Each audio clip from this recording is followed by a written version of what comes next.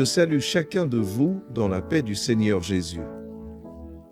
C'est une bénédiction d'être ici en ce moment spécial. C'est un moment solennel. Nous avons la chance de vivre cette transition vers une nouvelle année. Au pied de notre Seigneur, je vous invite dès le début de cette réunion à vivre pleinement cette expérience. Présentez votre vie devant Dieu, ressentez sa présence, écoutez la voix du Saint-Esprit. Nous allons commencer par une prière, et j'invite ceux qui le peuvent à se lever. Nous diffusons nos réunions sur plusieurs plateformes, y compris dans de nombreuses églises. Certaines commencent leur réunion en personne et suivront bientôt ce programme que vous regardez. C'est le moment de prier. Debout, prions le Seigneur. Seigneur, nous invoquons la puissance qui est dans le sang du Seigneur Jésus. Nous présentons nos vies devant toi, reconnaissant que nous sommes pécheurs dans le besoin. Seigneur, par ton Esprit, accorde-nous la bénédiction d'être pardonnés de nos péchés. Et permets-nous d'entrer dans ta sainte présence. Bénis-nous, oui, fais-nous entendre ta voix. C'est notre prière au nom du Seigneur Jésus. Amen. Amen. Ceux qui étaient debout peuvent s'asseoir. Maintenant, louons le Seigneur. Je vous invite à louer avec nous et à vivre pleinement cette expérience d'adoration.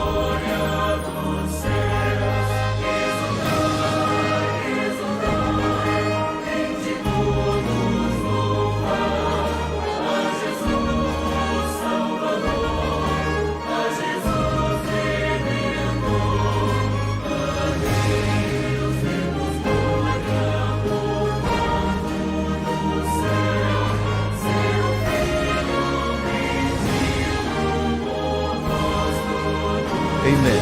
Louons le nom du Seigneur. L'expérience que nous avons vécue cette année est merveilleuse. Parmi les nombreuses façons dont Dieu nous bénit, l'une d'elles est la louange. Nous louons pour cela, vivant ce moment de joie et de gratitude envers le Seigneur pour tout le bien qu'il nous fait. C'est une occasion de l'adorer à travers la louange. Comme nous l'avons dit, bientôt nous entendrons un message du Seigneur, mais d'abord, continuons à louer Dieu. Je vous invite à chanter avec moi un cantique qui parle du moment prophétique que nous vivons. Un chant qui est à la fois une proclamation et un avertissement pour vous qui nous regardez, pour vous qui prenez part à ce service. Vous encourageant à placer votre cœur devant Dieu et à vous tenir avec l'Église, prêt pour le grand jour qui approche. Juste après ce moment de louange, nous présenterons un court segment. Et ensuite, vous verrez le message apporté par le pasteur Jodel Tiguero, président de l'Église chrétienne Maranatha.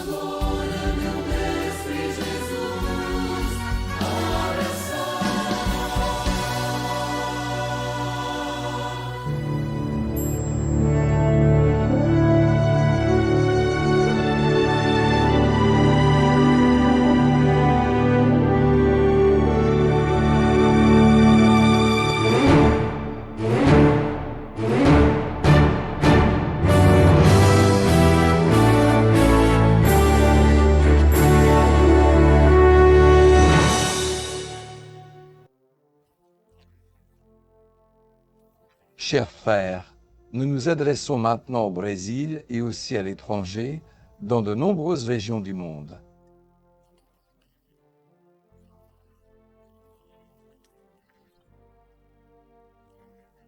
Et notre premier salut est de souhaiter que la paix du Seigneur Jésus soit avec tous nos frères, où qu'ils soient.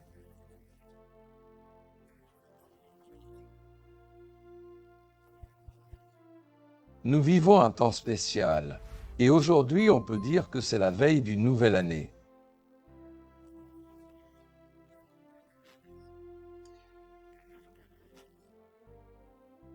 Notre message aurait très peu d'impact si nous disions seulement ce que tout le monde veut entendre.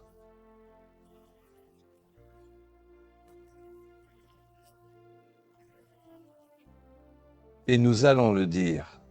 En partie, nous espérons que tous ceux qui écoutent, qui regardent, dans les réunions, dans les églises,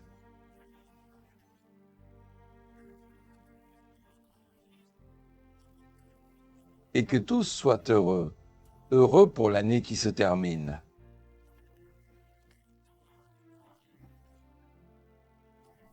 Pour les victoires remportées et pour la nouvelle année qui arrive. Notre message est toujours porteur d'optimisme. Nous vivons dans un monde de paradoxes. Un monde qui nous entoure, confus mais naturel, auquel nous appartenons. Nous en faisons également partie, du bien comme du mal.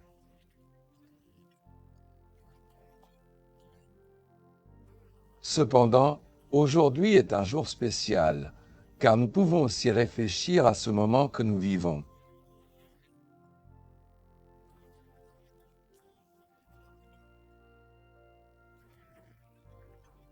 Lorsque nous parlons de ce moment, nous faisons référence à certaines périodes du temps humain, le chrono, dans l'œuvre créatrice.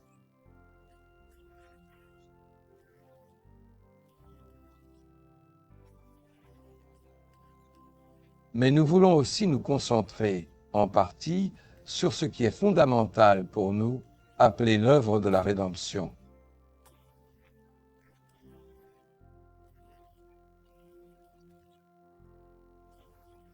Il y a donc la vie normale, naturelle, de l'humanité, qui est historique. Mais ce qui nous amène à réfléchir aujourd'hui est l'aspect prophétique, car ce n'est pas seulement la fin de l'année.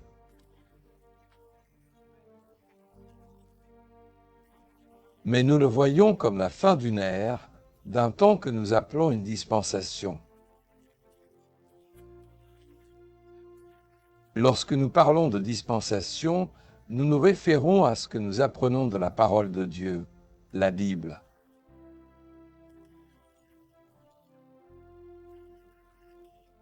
Qui mentionne plusieurs dispensations, des temps spéciaux dans le plan de Dieu. Adressés à l'humanité et à ses problèmes et besoins. Sous la gestion à la fois de l'œuvre créatrice et de l'œuvre de rédemption.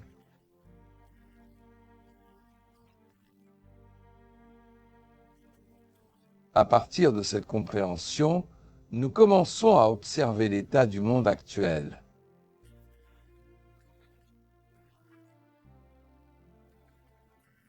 Le monde dont nous faisons partie et dont nous avons déjà parlé à propos de cette époque de dispensation.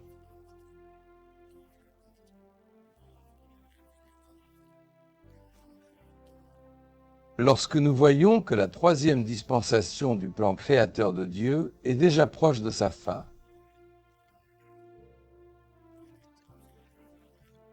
Lorsque nous parlons de dispensation, nous faisons référence à la période d'Adam à Abraham, 2000 ans. D'Abraham à Jésus, c'est une deuxième dispensation, encore 2000 ans. De la naissance de Jésus jusqu'à aujourd'hui, environ 2000 ans. La première période appartient au Père, la deuxième au Fils, et la troisième est celle de l'Esprit Saint. L'Église existe par une action précise de l'Esprit Saint. Le Seigneur Jésus, lorsqu'il est ressuscité, a laissé son esprit pour que l'Église en formation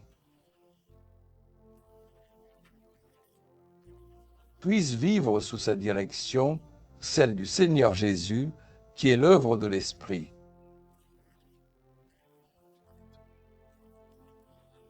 Où l'Église est le centre de ce plan que le Seigneur a offert à l'humanité pour son salut.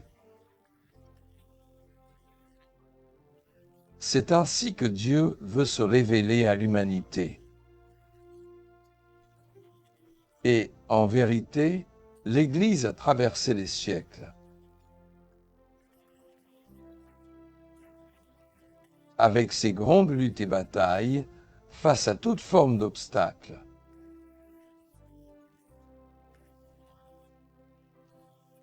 Particulièrement à l'époque où nous vivons. Lorsqu'il fait référence à la parole de Dieu dans 2 Corinthiens 4,4 NKJV, qui dit «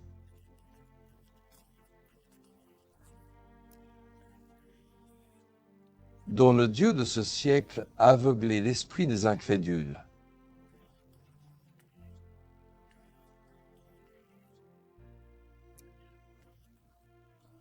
Pour que la lumière de l'évangile de la gloire du Christ, qui est l'image de Dieu, ne brille pas pour eux.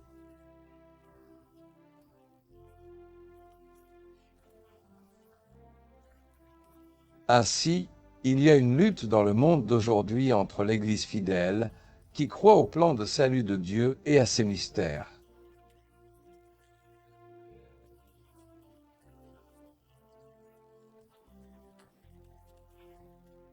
L'Église est guidée par l'Esprit Saint, proclamant les vertus glorieuses de notre Dieu, en particulier de Dieu le Fils, Jésus et de l'Esprit.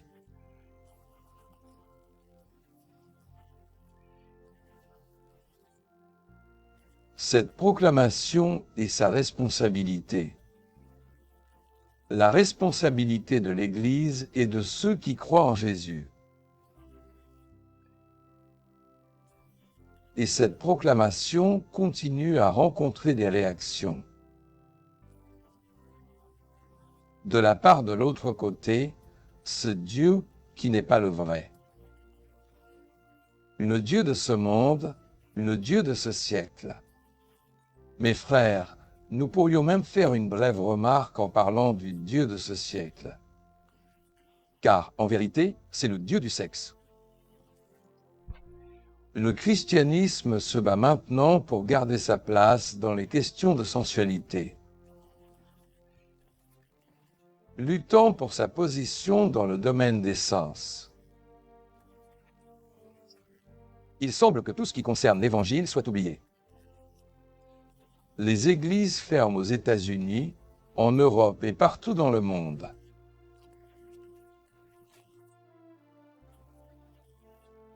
Détruites, abandonnées, tournées en ridicule, persécutées. Et nous voyons que le Dieu de ce siècle est aux commandes.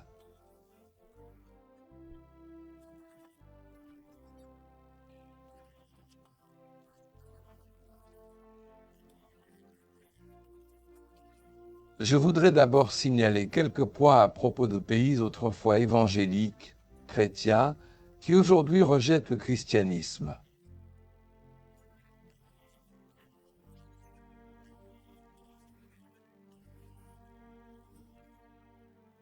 En fait, nous avons aujourd'hui un Royaume-Uni. Ce n'est pas seulement l'Angleterre, c'est tout le Royaume-Uni. Nous avons l'Écosse, un pays qui est tombé dans la ruine, où le christianisme a disparu. Nous avons reçu une vidéo il y a quelques jours, montrant la situation actuelle en Écosse. Comment les églises, ces temples autrefois magnifiques, avec leurs orgues qui apportaient de la musique à l'époque, sont maintenant utilisés par le Dieu de ce siècle. Mes frères, quel changement, n'est-ce pas? Et la question que nous posons est, qui a fait cela? Pourquoi en est-il ainsi? Qui est responsable de tout cela? Et nous devons dire ceci aujourd'hui. Le principal responsable de tout ce que vous voyez, cette situation dégradante que nous constatons, et j'ai une autre photo ici, il en existe des milliers semblables. Le Royaume-Uni fait face à sa première ère athée, selon un sondage récent. Aujourd'hui, seuls 20% du Royaume-Uni croient en Dieu. C'est une situation indescriptible, mais le Dieu de ce siècle est à l'œuvre. Et comprendre ce Dieu de ce siècle signifie reconnaître qu'il dirige tout. Mais il faut que nous le voyions, mes bien-aimés frères et auditeurs, et tous ceux qui nous entendent maintenant. Et dans ce passage se trouve ce qui est écrit en 2 Corinthiens 4:4. Le Dieu de ce siècle a aveuglé l'esprit de ceux qui ne croient pas, des incroyants, afin que la lumière, la révélation de l'évangile du Christ, ne vienne pas jusqu'à eux. Parce que beaucoup pensent que la foi est simplement une invention humaine, un produit de la religion. Et les gens mettent leur confiance dans la religion. La situation du monde est chaotique, économiquement, socialement et politiquement. Mais surtout dans le domaine religieux. C'est une crise de foi. Les gens ont perdu leur relation avec Dieu. Et je dirais quelque chose ici. C'est principalement à cause de la religion. Et vous, mes frères qui écoutez, et tous ceux qui y réfléchissent, ne vous en faites pas, car nous ne parlons pas de votre religion particulière. News parlance in terms general. La religion est tout ce qui donne à une personne un espoir rationnel. Alors les questions spirituelles ont été mises de côté. Et l'humanité accepte ce que le Dieu de ce siècle produit. Aux États-Unis, une église s'est scindée et a perdu 1 million de membres. Parce qu'elle a pris parti pour ce siècle, pour la sexualité. Et, mes frères, cela s'est répandu partout. Et le monde est aveugle, il ne s'en rend pas compte. Les religieux sont endormis. La théologie n'a pas de réponse. Au contraire, la foi théologique a introduit dans le monde ce dont parle Thomas Althizé, un théologien américain.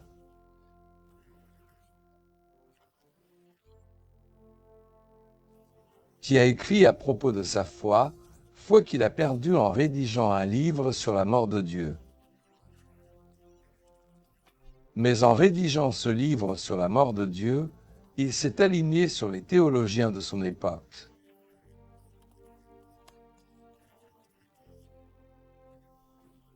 Et vous en trouverez plusieurs: Bultmann, Barth, Kierkegaard, Tillich et bien d'autres.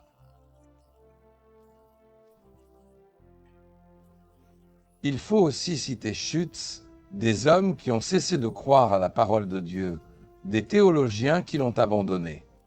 Et la pire théologie d'aujourd'hui produit ses effets en Angleterre, portée par des théologiens de Cambridge et d'Oxford.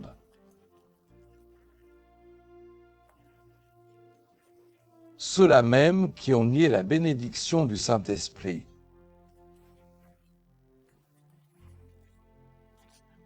Lorsque le serviteur de Dieu, Wesley, est apparu à un certain moment. apportant un message du Saint-Esprit. Parce qu'en ce temps-là, les églises luxueuses ne laissaient même pas entrer les pauvres. Car il y avait tant de richesses, tant d'or, tant de splendeur, d'immenses cathédrales. Et le Saint-Esprit ne pouvait y pénétrer pour y accomplir son œuvre.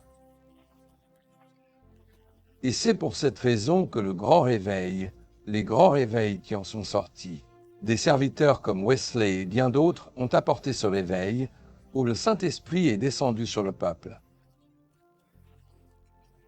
Dans les rues, dans les bars, sur les places, proclamant le salut et la vie éternelle.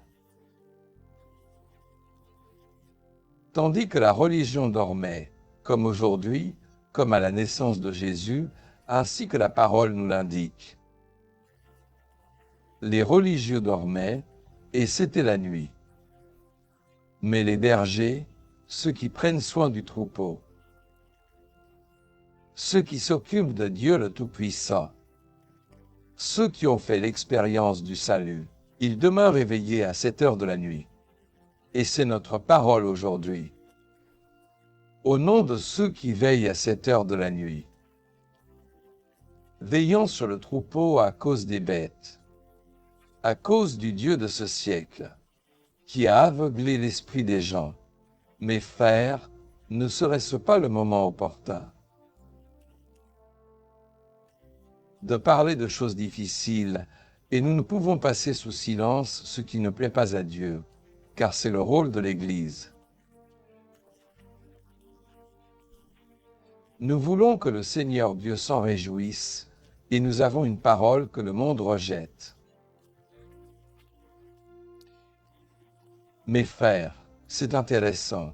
Quand nous lisons le psaume 2, c'était l'un des messages présentés à Trompta Festa. Qui demande « Pourquoi les nations se révoltent-elles et les peuples imaginent-ils des choses vaines ?» Pourquoi ? Mes frères, les rois de la terre se dressent, les gouvernements se lèvent, les puissants conspirent contre le Seigneur, contre son oint, contre Jésus. Pourquoi ? La faute revient à la religion. Et, mes frères, voulez-vous constater quelque chose ? Le monde de la science a progressé. Aujourd'hui, la science s'oriente vers diverses sphères que le monde ignorait autrefois. Et ce sont des contributions extraordinaires et des aides scientifiques pour que le monde continue d'avancer.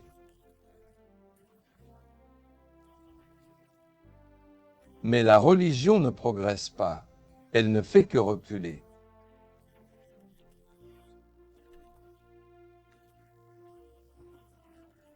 Parce que les scientifiques se rendent en laboratoire et s'y consacrent tant qu'ils en négligeant leur santé et leur apparence, faute de temps.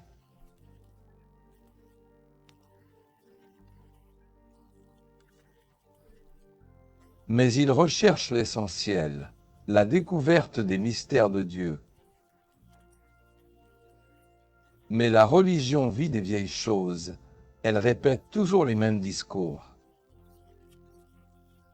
Des idées sans contexte spirituel que personne ne saisit et qui mettent de côté la relation de foi que l'homme devrait avoir avec Dieu. Et il perd son intimité avec Dieu, perd l'espérance et s'éloigne de lui. Et notre parole, ce soir, en ce passage d'année, est de vous dire, Monsieur, Madame, ne perdez pas votre espérance. Mais votre espérance doit être fondée sur une foi authentique. Une foi vivante n'est pas placée dans des objets matériels, dans ce qui va finir, disparaître, ce qui appartient à l'œuvre de la création. Car l'œuvre de la création a un début et une fin. Au commencement, Dieu créa les cieux et la terre, mais un jour, dit la parole. Tout passera, et la terre s'évanouira dans un grand fracas. Les éléments en feu se dissoudront, et les œuvres qui s'y trouvent périront, et le Dieu de ce siècle sera lui aussi jugé. Et ceux qui ont mis leur confiance dans le Dieu de ce siècle seront détruits. Mais le Dieu Tout-Puissant a quelque chose de spécial pour votre vie, un cœur tranquille et une âme sûre dans la certitude du salut.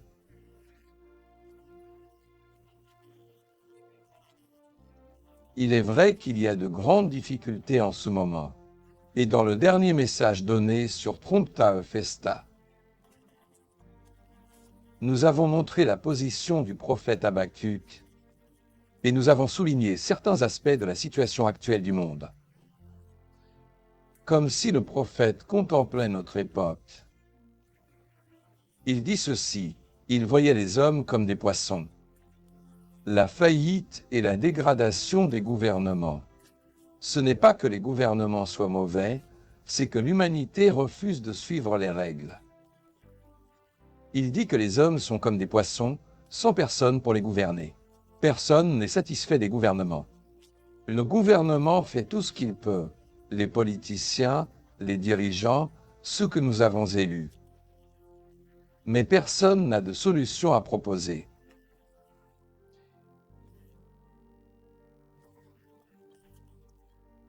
Nous voyons un autre aspect, la violence sans issue. Voyons ce que dit le prophète Habakkuk, c'est très intéressant. Nous parlons du livre d'Habakkuk, chapitre 1, verset 2.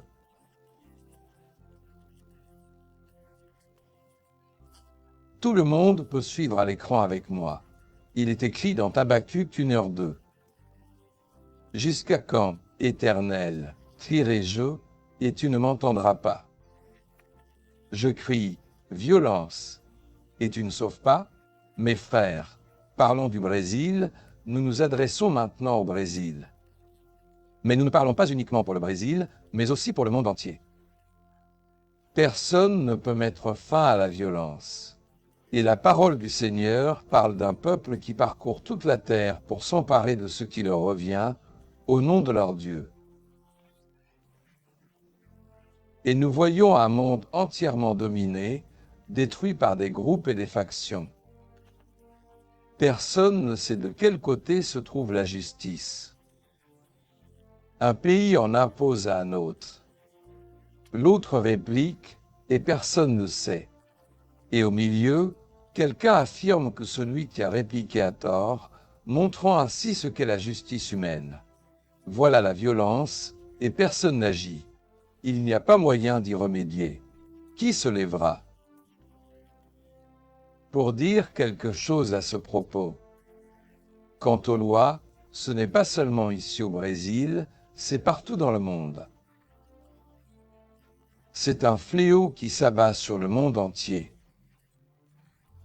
Car l'humanité s'est détournée du Dieu Tout-Puissant. Il a laissé le Saint-Esprit. Quant à la religion, elle a délaissé le Saint-Esprit. Ils vivent dans l'illusion. C'est pourquoi le Dieu de ce siècle est aux commandes. Il a aveuglé leur compréhension, le monde est divisé. Dans lesquels le Dieu de ce siècle a aveuglé l'esprit des incroyants pour qu'ils ne reçoivent pas la lumière de l'Évangile. Mes frères,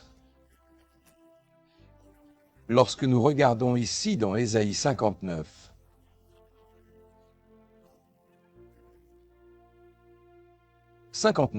verset 14. Observez, que dit la parole de Dieu?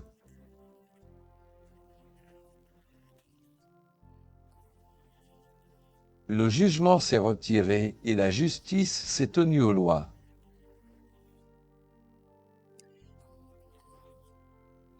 Alors tu pourrais dire, est-ce que cela arrive au Brésil? Non, c'est dans le monde entier. Et pas seulement dans de petits cercles, mais dans les grands forums. Aujourd'hui, l'ONU n'est capable de rien résoudre. Il est intéressant que la parole du Seigneur dise, quand ils diront « paix et sûreté », ce que vous voyez, alors une destruction soudaine viendra. Mes frères, pourquoi donc? Parce que l'humanité se fie à sa propre raison, à sa propre justice, à sa vanité et à sa présomption. Des pays, des gouvernements, des groupes, des individus, et au milieu de tout cela, Quelqu'un déclare « On tue des enfants », ce qui nous touche aussi. Et la religion est remplie de personnes qui font du mal aux enfants, et personne ne se lève pour le dénoncer. Et ils se trouvent dans cette même religion, et ils n'ont aucune autorité pour proclamer la vérité. Mes frères, nous ne nous élevons pas contre la religion de qui que ce soit.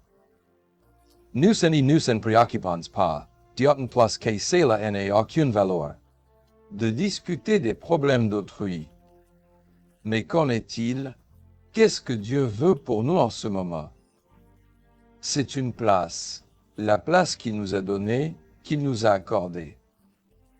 La vie qui est en toi, l'âme que tu possèdes, tu ne peux pas la livrer à la religion.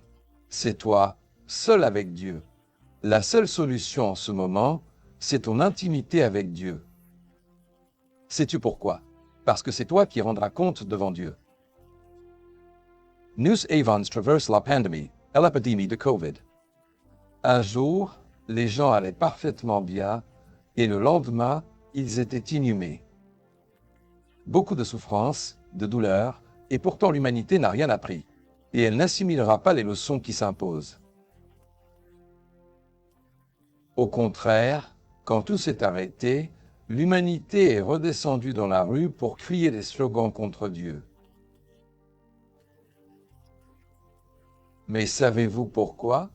Parce que la religion qui prêche ce Dieu l'a renié, s'appuyant sur la raison humaine, la philosophie et la théologie. Et personne n'obtient le salut par la philosophie ou la théologie. Nous voudrions préciser ceci. Être philosophe n'est pas un péché. La philosophie est un attrait, une croissance naturelle pour chacun. Une compréhension des choses, une ouverture d'esprit pour saisir les problèmes sociaux autour de nous, mais cela ne conduit pas à l'éternité. Cela ne transcende pas. C'est pourquoi nous comprenons que la théologie du connu ne permet à personne de décrire Dieu sans recevoir sa révélation. La révélation est indispensable, et c'est pour cela qu'il a donné l'Évangile, où réside le mystère. Ce n'est pas le mystère d'une fillette qui a vu ceci ou d'un garçonnet qui a vu cela. Ce n'est pas un mystère. Ce n'est pas un mystère. Les mystères de Dieu sont dans votre vie. Demain, vous comprendrez ce mystère lorsque l'Esprit de Dieu pénétrera votre cœur. Quand vous changerez de voie, quand vous verrez la sagesse divine se manifester. Elle est visible, agissant comme un agent dynamique au sein de la Trinité, et qui s'exprime dans la création en ordonnant et en préservant, dans le but de révéler au monde, de manière concrète, le mystère qu'est Jésus, comme l'agent incarné d'une substance qui émane de lui-même. Car le Seigneur Jésus est la substance, il est ce qui subsiste et ne dépend pas de l'homme. Ni de la religion, ni de l'enthousiasme, ni de ce qu'on vous impose. Faites plutôt ce que l'Esprit de Dieu met dans votre cœur. Ouvrez votre cœur. Il n'y a pas d'issue pour le monde qui nous entoure, pour cette situation chaotique. Et quant à ce qui est naturel, même en le disant, nous ne perdons pas confiance dans le monde. Nous tenens, car c'est ici que nous habitons. Nous ne voulons pas que vous renonciez à vivre dans ce monde, mais vivons avec Jésus. En prenant les bonnes décisions pour vivre ce temps ici comme des serviteurs du Dieu Très-Haut. Comme ceux qui ont donné leur vie, jadis, au temps de la première Église, qui sont allés aux croix, au bûcher, dans les arènes, sans renier le nom du Seigneur Jésus. Mes frères, voilà l'Église du Christ. Voilà le Dieu Tout-Puissant, le Dieu Trinitaire. Et c'est le Dieu de ce siècle qui est en train de fixer le cours des choses. Beaucoup se laissent emporter par leur propre religion. C'est la religion qui a mis le Dieu de ce siècle comme motif pour servir Dieu. Il n'y a aucune raison de servir Dieu, il y a la foi. Et la foi qui vient d'en haut est un don de Dieu. Elle ne vient ni par les œuvres, ni parce que vous êtes une bonne personne. Elle ne vient pas parce que vous portez un habit religieux ou que vous paraissez saint. Ce n'est pas pour cette raison. Elle vient parce que c'est un don de Dieu et il ne désire qu'une chose, que vous acceptiez Jésus dans votre cœur. Si vous acceptez, vous devenez la lumière de l'évangile de la gloire du Christ. C'est l'image de Dieu dans votre vie. C'est Christ en nous, l'espérance de la gloire. Mes bien-aimés, aujourd'hui est un jour très spécial. Nous avons des visiteurs, des frères, des maris, des épouses qui ne viennent jamais à nos réunions. Même certains avec des réticences, mais ce message est pour votre vie. C'est votre espérance dorénavant. C'est vivre cet évangile. Il ne s'agit pas de rester dans le confort de la religion. Ne livre pas ton âme à la religion, ton âme appartient à Jésus, remets ta vie entre ses mains. Cela ne vous empêche pas de servir Dieu ici ou là, ou que vous apportiez votre contribution. Bien que nous, à l'Église chrétienne Maranatha, n'exigeons cela de personne, nous ne réclamons pas d'argent. Ce n'est pas un péché de demander. Mais nous, les pasteurs, avons pris l'engagement devant Dieu de ne demander d'argent à personne. Ce que le Seigneur dépose dans votre cœur, voilà ce que vous donnerez. Et c'est cela qui plaît à Dieu. Ce n'est pas sous la contrainte, ni obligatoire, ni parce que votre nom figure sur une liste. Et ce n'est pas non plus notre affaire de savoir si vous avez de l'argent ou pas. La pauvre veuve a donné tout ce qu'elle possédait. Les riches offraient leur somme, mais Jésus a remarqué ce que cette veuve a donné. Elle a donné la seule chose qu'elle avait. C'est cela que Dieu veut pour votre vie. De donner votre cœur. Nous ne faisons pas d'appel pour quoi que ce soit, nous n'avons pas besoin de ressources ou d'argent. Dieu nous a tout donné. Vous pouvez entrer dans n'importe laquelle de nos églises, et vous ne verrez personne essayer de vous forcer à quoi que ce soit ni à donner une contribution. Car Dieu aime celui qui donne avec joie. Nous n'en parlons pas pour que quelqu'un t'aille donner demain avec joie.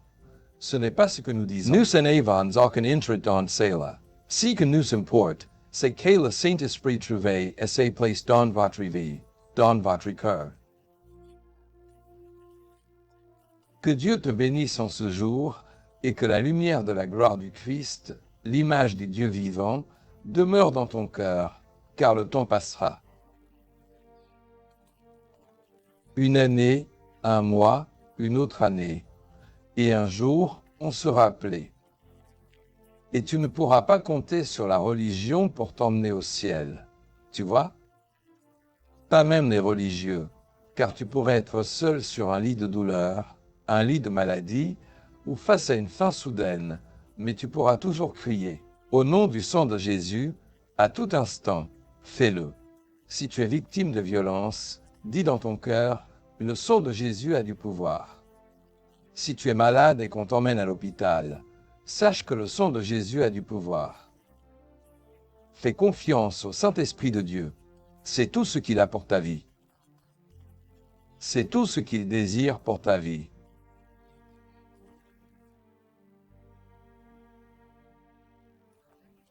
Mes frères, des millions de personnes fuient la religion, et elles ont raison. Mais aujourd'hui, certaines deviennent des ennemis, ouvertement ennemis de Dieu. Sais-tu pourquoi? Parce que le Dieu que la religion prêche est le Dieu de ce siècle. Et beaucoup s'en vont parce qu'ils appartiennent déjà à ce siècle. Ils n'ont plus besoin d'un autre Dieu. Ils possèdent les fruits de la chair, qui est le Dieu de la raison. Voilà donc la foi qui n'a pas d'éternité. C'est une foi illusoire. Elle est à ceux qui ont foi en eux-mêmes. Et la foi est un don de Dieu. N'oubliez pas cela, c'est ce que Paul déclare. La foi est un don de Dieu. Est-ce que tu l'as pas? Si tu n'en as pas, Sais-tu pourquoi? C'est parce que tu n'as pas la foi. Et si tu as la foi, tu dois la vivre en servant le Seigneur. Ce n'est pas une foi vide ou illusoire, où des gens se réunissent et chacun se met à dire toutes sortes de choses qui n'amènent personne à Dieu.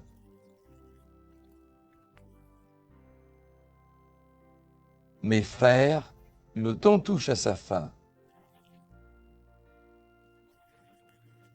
Mais notre parole s'adresse à la foule afin que ceux qui fuient les temples ne reviennent pas au temple, mais qu'ils retournent au Seigneur éternel, le Seigneur de toutes choses. Et la parole du Seigneur déclare, « L'heure vient, et c'est maintenant, où les vrais adorateurs adoreront le Père en esprit et en vérité. » Tu as besoin de ressentir la présence de Dieu. Si tu ne ressens pas la présence de Dieu, tu ne fais qu'un effort pour être un bon religieux. Être un bon religieux, c'est bien. C'est mieux que de n'avoir aucune religion, mais cela ne mène pas à l'éternité. Vous avez besoin de ressentir la bénédiction de Dieu, la lumière de l'Évangile dans votre cœur et dans votre vie. Nous terminons notre parole ainsi, et nous devons comprendre que tous ces débats, ces conseils, ces leaders qui circulent, fuyez-les, mais recherchez Jésus. Un jour ils disent une chose, un autre jour ils disent le contraire. Parfois ils soutiennent Israël, parfois les Palestiniens, et parfois ce qui les arrange. Nous devons faire preuve de cohérence. Nous n'avons pas à prendre parti pour qui que ce soit. Nous devons être dans les bras du Seigneur. Nous n'avons pas à dire du mal de nos dirigeants, ni de ceux qui administrent la justice, car les lois sont là. Ils ont leurs obligations devant la loi. Il y a des failles humaines, c'est normal chez l'homme. Quand nous évoquons l'injustice ou les erreurs, nous ne parlons pas spécifiquement du Brésil, mais en termes généraux. Cette semaine, on a abattu par erreur un avion de la firme Embraer, fabriqué au Brésil, provoquant de nombreux morts, conséquence de conflits entre gouvernements, et personne n'en assume la responsabilité. Mes frères, qui fera confiance à ces gens-là? Que Dieu nous bénisse et que nous comprenions que le Seigneur a un message qui n'est pas pour les insensés. Chasse cette confusion de ton esprit, car aujourd'hui, on déclare juste tout ce qui est faux. Et ce n'est pas la réalité. Nous devons suivre la voie de la vérité. Jésus dit, « Je suis le chemin, la vérité et la vie. Nul ne vient au Père que par moi. » Que Dieu nous bénisse tous d'une heureuse nouvelle année, avec de nouvelles expériences, et que le Seigneur visite ton cœur dès maintenant. Ta vie, qu'il la transforme en un lieu de bénédiction, où Dieu agira pour la gloire de son nom. Et pour ton bonheur, il n'y a pas d'autre issue. Pas, fuis, vasoi. Mais vas upsilon, sauve ta fille. Que Dieu te bénisse. La paix du Seigneur soit avec toi.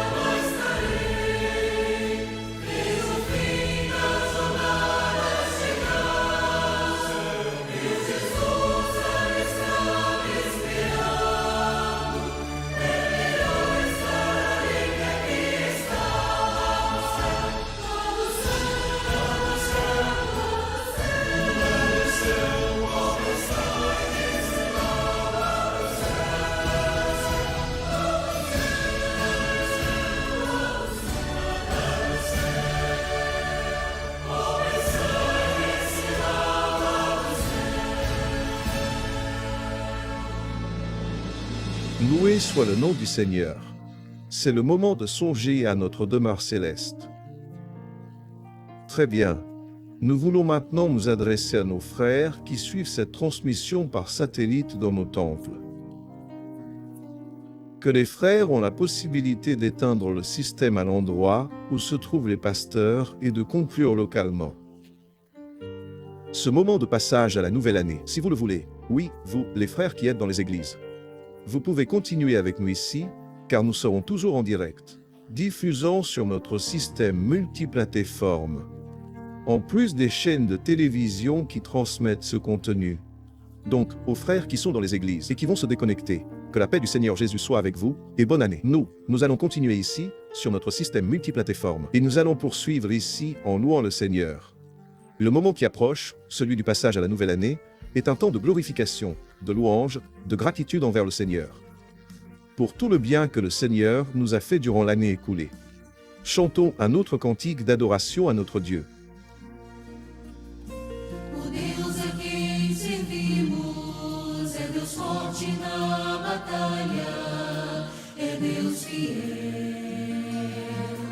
O Deus a quem servimos não nos desampara jamais. O Deus a quem servimos é um Deus perdoador, é Deus de amor. Ele é o nosso guardador, é o bom pastor. Nós pertencemos a Ti, Senhor. Somos Teus servos, de quem tens cuidado com amor. Nós pertencemos a Ti, Senhor, e pra Teu louvor estamos aqui. O Deus a quem servimos põe em nossos lábios um novo louvor. O Deus a quem servimos nos dá sempre a vitória.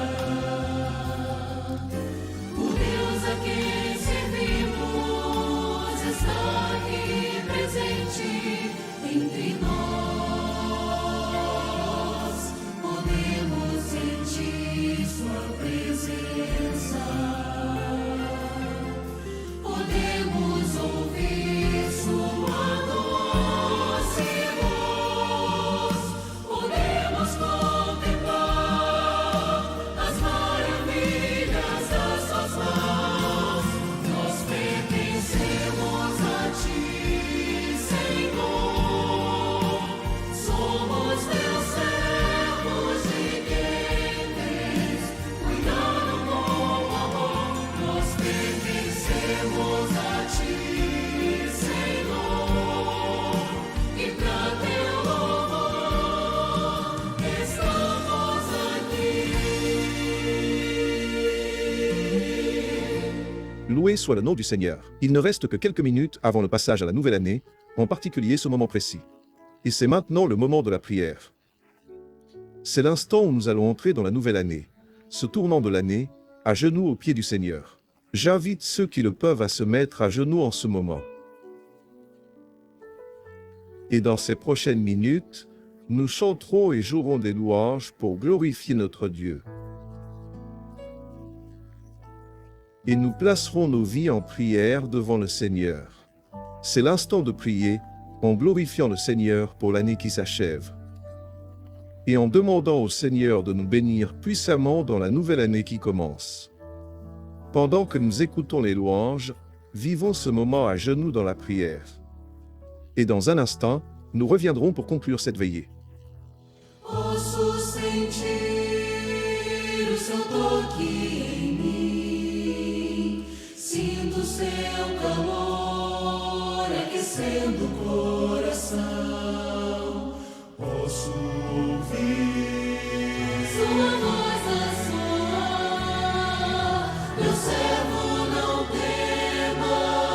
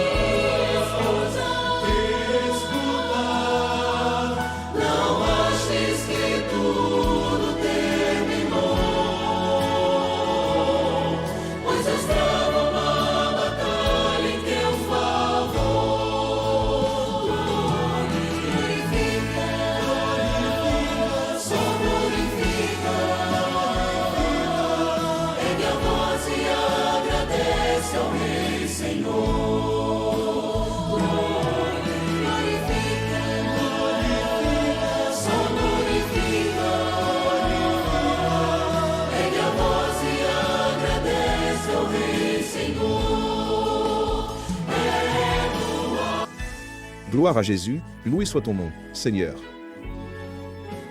Oh, quelle bénédiction d'avoir eu ta compagnie tout au long de cette année. Loué soit le nom de notre Dieu. Seigneur, quel privilège d'avoir eu l'abri du Très-Haut. Seigneur, pour nous reposer à l'ombre du Tout-Puissant. Loué soit notre grand Dieu. Alléluia, Alléluia, Seigneur, pour les bienfaits accordés à nos familles. Nous te louons, Seigneur, parce que tu nous as préservés de tout mal. Gloire à Jésus. Loué soit ton nom, Seigneur, pour toutes les portes qui se sont ouvertes cette année. Nous te adorons, ô Père, pour les prières exaucées. Pour tes serviteurs qui ont été baptisés de ton Saint-Esprit. Pour ceux qui ont obtenu le salut cette année, Seigneur. Nous te louons pour les foyers, Seigneur, qui ont été comblés par ta présence. Mariage restauré. Loué soit Dieu pour tout le bien que tu nous as fait. Grâce à Dieu, nous te louons, Seigneur, pour les guérisons qui ont eu lieu. Nous t'adorons pour les prodiges, Seigneur, pour les œuvres merveilleuses accomplies parmi nous. Grand est notre Dieu. Gloire à Jésus. Bénis-nous, Seigneur, en cette nouvelle année qui commence. Visite chaque cœur, Seigneur. Ceux qui participent à ce moment, Seigneur, et qui n'ont pas encore d'expérience avec toi. Seigneur, qu'ils puissent t'exalter dès les premières minutes de cette année. Seigneur, ils ont eu une rencontre avec toi, ils ont entendu ta voix. Visite chaque cœur, Seigneur, pour que ton Saint-Esprit ne trouve aucune résistance, afin d'agir dans l'esprit et le cœur de ceux qui ne te connaissent pas encore. Ils ont maintenant une occasion. Étends tes mains, ô Père. Bénis-nous. Seigneur, que le même Dieu qui a pris soin de ton peuple tout ce temps, Seigneur, et qui a veillé sur nous tout au long de l'année écoulée. Seigneur, qu'il soit avec nous et dans chaque cœur en cette nouvelle année qui commence. Alléluia, gloire à Dieu, gloire à Jésus. Seigneur, que nos yeux contemplent le roi de la gloire. Seigneur, que ton peuple soit prêt pour le grand jour de la rencontre avec toi. Loué soit ton nom. Grand est notre Dieu. Merveilleux est notre Dieu. Nous te louons, ô Père. Pour le Dieu que tu es pour nous, Père aimant et présent, Emmanuel, Seigneur, le Dieu dont les yeux sont toujours tournés vers ton peuple. Seigneur, que tes oreilles soient attentives à la prière de ton peuple en cette nouvelle année, afin que nous nous reposions toujours, ô Père, sur ta présence, sur ta main puissante qui est sur nous. Avec ton amour, Seigneur, et l'action de ton Saint-Esprit, que nous entendions ta voix en cette nouvelle année qui commence, et que nous ne manquions pas de ta révélation. Que rien ne nous fasse défaut, Seigneur, ni ta présence, ni ton action, ni ta main puissante étendue sur nous, Dieu merveilleux. Ô grand Dieu, bénis-nous. Père, bénis ton peuple, bénis ton Église. Bénis tes serviteurs et chacun qui regarde cette émission, Seigneur, et qui vit avec nous ce moment merveilleux à tes pieds. Loué soit ton nom, Seigneur, pour tout cela. Amen. Gloire à Jésus, loué soit le nom du Seigneur. Ceux qui étaient à genoux peuvent maintenant se relever. Nous allons conclure ce service, en plaquant notre louange et notre adoration sur l'autel du Seigneur.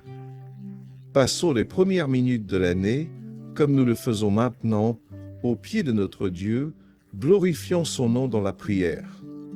Prions. Seigneur Dieu, nous te demandons de garder tes mains étendues sur nous. Reçois sur ton autel ce culte de veillée, Seigneur. Bénis-nous, Seigneur, et que ton œuvre et ta bénédiction soient préservées dans chaque cœur qui a participé à ce service.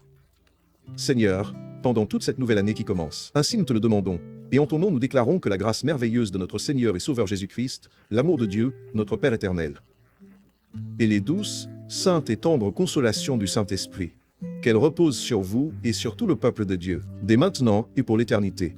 Amen. Amen. Gloire à Dieu. Très bien, nous sommes parvenus à la fin de ce service de veillée. Nous avons quelques consignes à donner. Tout d'abord, chacun peut s'asseoir, bien sûr. Nous avons terminé le service. La première consigne est une recommandation. Pour tous les frères et sœurs qui sont dans les églises, en rentrant chez vous, saluez vos familles avec attention pendant les festivités, peu importe leur religion, et souhaitez-leur une bonne année. La deuxième consigne, c'est que nous voudrions maintenant partager les deux devises, celle de l'année dernière et de cette année. La devise de l'an passé se trouve dans l'Apocalypse, chapitre 3, verset 13, où il est écrit « Que celui qui a des oreilles écoute ce que l'Esprit dit aux églises ». Et la devise de cette année 2025 se trouve dans le livre du prophète Jérémie, au chapitre 48, verset 6, qui déclare « Fuyez, sauvez votre vie, et vous serez comme le palmier du désert. » Nous concluons cette partie de la diffusion pour les églises. Pour vous qui participez ici avec nous, nous vous disons au revoir dans la paix du Seigneur Jésus. Bonne année!